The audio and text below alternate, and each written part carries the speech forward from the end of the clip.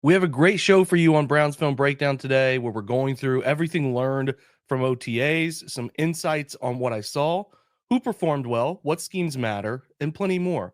And then we have a fantastic interview for those of you who support the website with Oregon offensive coordinator Will Stein, where we go deep into detail on everything Dillon Gabriel from his time coming to Oregon, what they got versus what they expected, how he fits with the Browns, and why Will thinks he can be an NFL starter for a long time. It's a great interview, some great insights. Excited to share it all with you. Let's get going on today's podcast.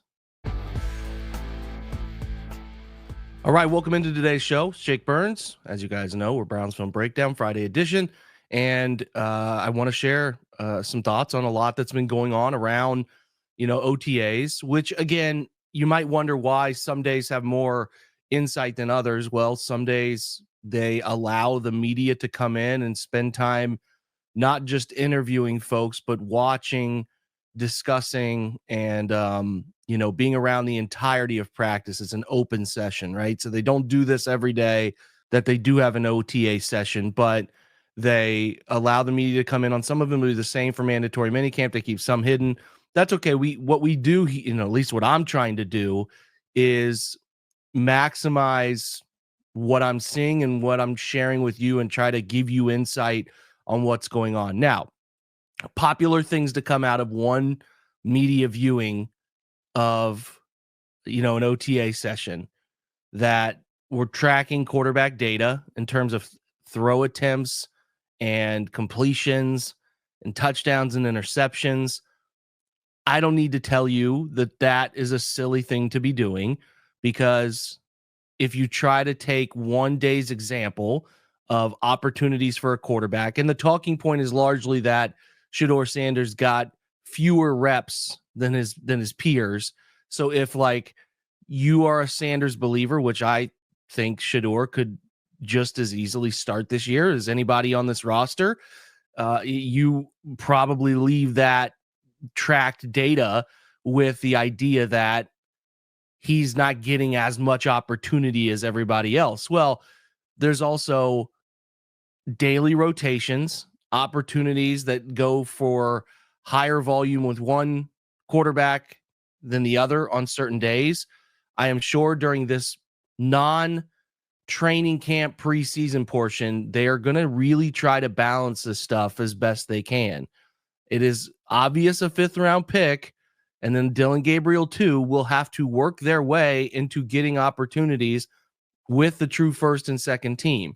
They are going to split up a lot of reps. They're going to try to do some work on two different fields, maximize the 90 men they have on their roster, get those guys more opportunities and Skelly and, what's known as 7-on-7, right? Get them as many dropbacks, get opportunities in the huddle, all that stuff. And some of it, most of it, I should say, during the summer sessions here will be in the setting of mostly around rookies or guys at the bottom of the depth chart. Now they continue to play well, work well, and impress the coaches. You start to work your way into more opportunities throwing to Jerry Jeudy and David Njoku when he eventually gets back, and some of the others, the first group, the Cedric Tillmans, those guys, those opportunities will be there for Gabriel and Sanders if they continue to progress. But what I would just say, and I think is common sense, but you see this stuff gets swept up on social and it gets run with, and I don't think we're doing a great job around covering the Browns of keeping this unpopular talking point at the forefront of things, is the way I would say it.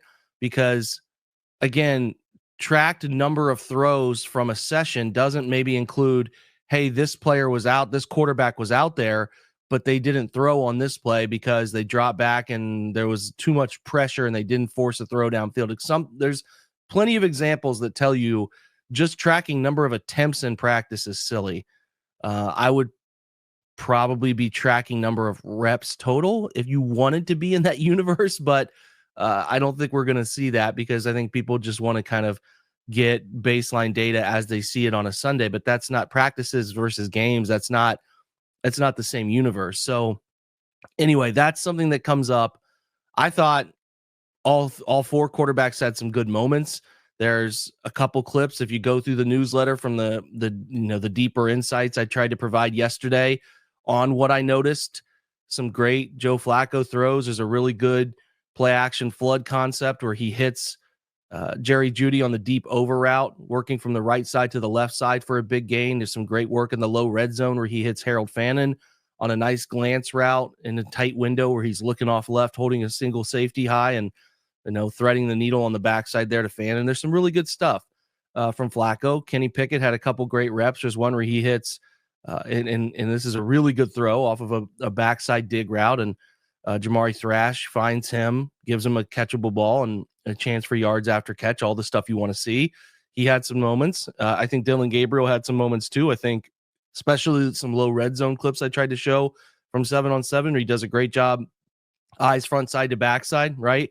There was a popular showing of a ball knocked down by Mason Graham that they think, folks think is going to be a big part of what's going to cause maybe Dillon Gabriel some trouble. And we talk about this. I talk about this with Coach Stein about how they navigated this at Oregon and what he thinks ultimately if Dillon's able to do this at the NFL level. We go into a little bit of detail on this, but just again, taking one clip and using it as evidence wholeheartedly that this is going to be what he is.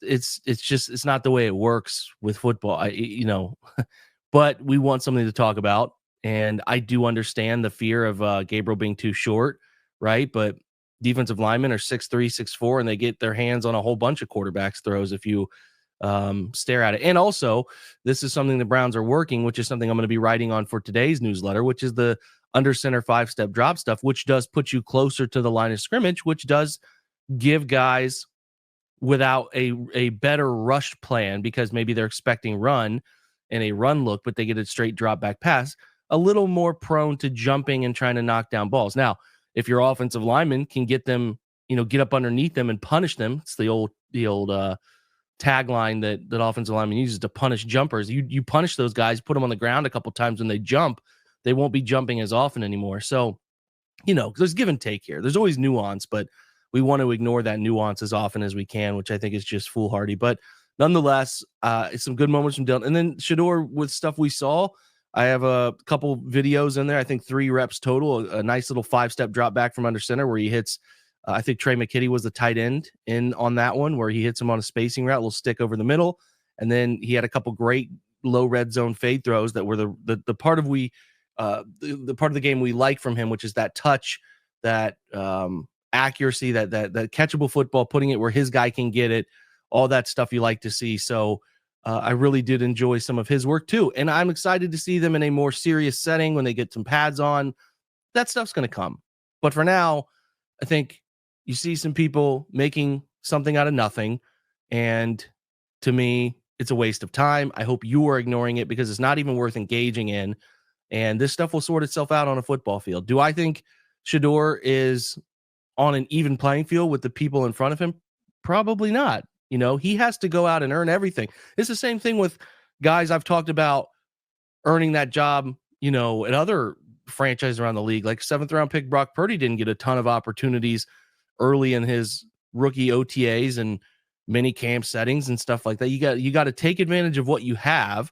And then when you get your opportunity to go with groups at the top of the organization, you got to really take advantage of those too. And I think he'll get those chances. Shedeur will, Dillon will.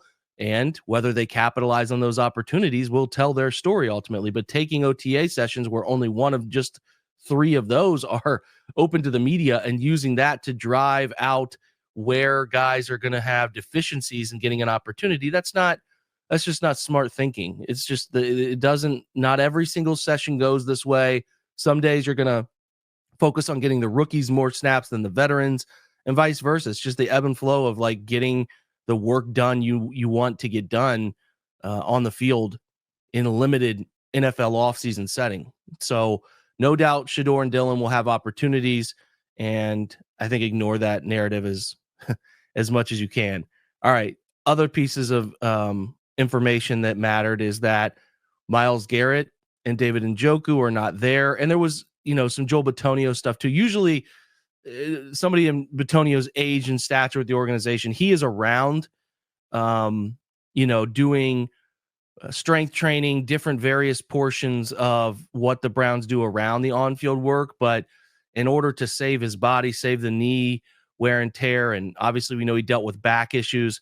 He doesn't usually participate in OTAs. Now, I think he'll get out there for mini camp, mandatory mini camp, but also Joel has been a pillar of the organization for a long time, and like he's around the building. It's not like he's not there. So I don't think this is abnormal. Now, the debate is David Njoku and Myles Garrett not being there. In some folks, it bothers you. I get it. I am I wouldn't say bothered by it. Listen, I would like for all of them to be there all the time. I just think if it were me, I would be wired to be there. I am also not Myles Garrett, a defensive player of the year, or David Njoku, a well-established tight end, and I'm not losing sleep over it. I don't think it decides whether the Browns win or lose games. And you might say, hey, Jake, man, listen, this is an example of why they can't be continuously good or why they've been struggling is because their leaders, their veterans don't show up for the little things, and that trickles into the big things. You might be right. I don't have insight into the locker room to know whether this bothers people or to know whether there's something bigger at play here that they continually struggle with. I don't think Myles Garrett is a vocal leader for the team. I don't. I think that has to come from somebody else. Does that mean he's not a leader? Like you look at Myles, and I don't think you can conclude that any player or David, who are two of the biggest physical specimens I've ever seen up close and personal, can conclude that they don't work hard, they don't get themselves in the best shape they can be in, and that they're not ready to go for Sundays and do everything as a top of the line athlete. Like again, I don't think these guys are sitting around. Now, again, preferentially, I would like them to be there. I would. But I also understand that this is not, and Kevin Stefanski reiterated this, required for them. They will be required to be at mandatory minicamp, obviously, and then they will be required to be at, training camp as that comes. I have no doubt those guys will be there. I think a story is if a guy isn't there for mandatory minicamp, the veteran minicamp, that becomes a bigger issue. OTAs, listen, there are some teams around the league who have their guys, their best players in the franchise at OTAs. And maybe you thought when Myles signed this recent extension that he would be a bit better leader than he's been reported to have been in recent years. But to me, he shows up and does his job better than anyone else at the position in the league. He is a lead by example, far more than anything else type of football player. I think the Browns need more from others around him. And I understand, that I think folks want more out of Myles, but he can, as a defensive end, only control what he can control. And I think the most important position being quarterback, true face of the franchise, types needing to be there. It's a little different, just a little different. But I'm just trying to be clear. I would prefer he's there, but I don't think this is something that's deciding the culture of the Browns and what they are in 25 and whether they win 4 games or 8 games or 12 games. I don't. But I also understand that in a critical time where people are, at least a critical time for the organization based on last year's results, really wishing both of those guys were there. I think David should be there, especially when they drafted a tight end, around his position and lingering into this contract situation that could be there. And that could obviously be a part of it too. I'm not sure. I would prefer the Browns had everybody there, but I also think I'm not overly concerned with guys missing OTAs in this regard. Guys who have shown up and proven to be some of the better players at their position, period. But again, I think if you ask the coaches, you ask the people in the front office, they would like those guys to be there or around the building, at least in the capacity that Joel Bitonio is. So again, it's nothing unless you are in that locker room and it's more than it's, a part of things that you wish could improve for them, right? If the sort of on-site leadership from Garrett would be so paramount and setting a tone. That's something that people inside of the building in Berea and that locker room and the coaching staff only know. That's something they only know. I think that there's a chance, as we know, Garrett was in Japan with, I think his girlfriend, spending time over there for her award ceremony or something. They went to a ceremony. I'm not good with this stuff, who he's dating now and some of these other elements, but yeah, he's spending time there, and maybe he's at the next OTA session. We'll see. But I'm not been out of shape that he's not there because he's just as consistent as it gets at that position and all of it. But would I prefer his leadership said, hey man, nobody in the organization misses anything that matters? I would. I certainly would. But that's not the way it goes for every player. And this is Miles is not isolated across the league. There are a lot of guys who take the opportunity to get away from football and don't show up to OTAs. Quite a few. So, yeah, that's my stance on it. Not bothered, but I understand people who are bothered because ultimately everything around the organization when you go 3-14 gets questioned. And especially when Miles had some of the stuff come out around his extension request and trade request and all of that stuff that happened about what type of leader he is, and the Browns kind of challenging him to be a better leader. Jimmy Haslam's quote, especially, right? And it's not the hottest start to the perception there. So, all right, that's what I got. If you want all the details, I wrote up so much about what the Browns are doing in individual periods with position by position, trying to get better. What they do as a part of their daily fundies is what we used to call them, fundamentals, drills they work every day to get the position kind of ironed out and doing the little things right that lead to the bigger results, right? And then I obviously wrote up all the scheme stuff with video examples and what I think about where the Browns offense is going and some performances from the defense and then some rookies who were playing big time snaps as a part of what we saw on Wednesday as well. So all of that can be found in there. Now, if you are a supporter of the site, I have a fantastic interview with Will Stein, Oregon's offensive coordinator, who's had a meteoric rise from the high school level in the 2019 season up to college offensive coordinator, and did well enough as an OC, pass game coordinator OC, that caught the attention of Dan Lanning at Oregon and has now been in Oregon a couple of years and has some really great insights. Nobody knows Dillon Gabriel better. He spent a ton of time with him, and I'm excited to share this interview with Will with you guys right now. If you are not, like I said, a supporter of the site, come on over, unlock this interview, and obviously join what I think is the best online community for passionate Browns fans, where we have the newsletters, you have everything, film rooms, these types of interviews that give you a glimpse behind the curtain of what's going on football-wise with the Browns and gives you a deeper understanding of things. So without holding up any longer, a quick word from our sponsors, and then we will get over to that interview with Coach Stein. And if we're checking out for the day, we'll catch you guys tomorrow. But like I said, come over and join us. Browns Film Breakdown. We'll be right back.